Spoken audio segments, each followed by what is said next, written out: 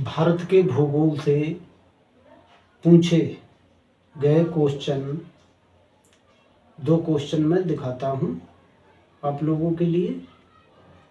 दो question PT 2019 में pre test में पूछे थे। 2019 में पूछे गए भूगोल से भारत के दो क्वेश्चन। क्वेश्चन पहला क्या है? भारत में पिछले 5 वर्षों में खरीफ की फसल की खेती के संदर्भ में निम्नलिखित कथनों पर विचार कीजिए। कथन 1, पहला कथन क्या है? धान की खेती के अंतर्गत क्षेत्र अधिकतम है। कथन 2, ज्वार की खेती का क्षेत्र के अंतर्गत तिलहन की खेती के अंतर्गत क्षेत्र की तुलना में अधिक है।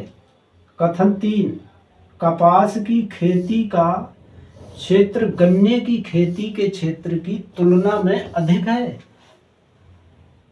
कथन नंबर 4, गन्ने की खेती के अंतर्गत क्षेत्र निरंतर घटा है।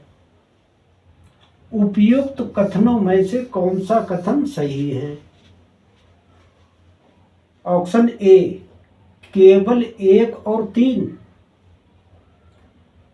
ऑप्शन बी, केवल 2, 3 और 4। ऑप्शन सी, केवल 2 और 4।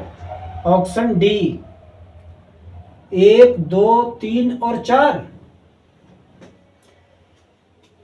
पहले क्वेश्चन का आंसर ए होगा, केवल 1 और 3, यानी धान की खेती के अंतर्गत क्षेत्र अधिकतम है। और तीसरा, कपास की खेती का क्षेत्र गन्ने की खेती के क्षेत्र की तुलना में अधिक है, यानी क्वेश्चन का आंसर ए ठीक होगा। क्वेश्चन दूसरा क्वेश्चन क्या कहता है?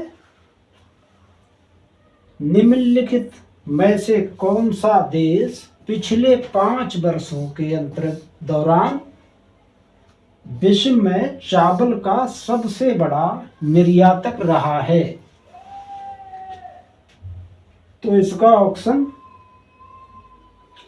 ए चीन, बी भारत, सी म्यांमार, डी वियतनाम।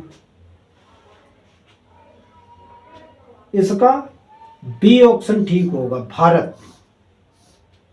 2019 में भारत जो है रहा था इस नंबर पे।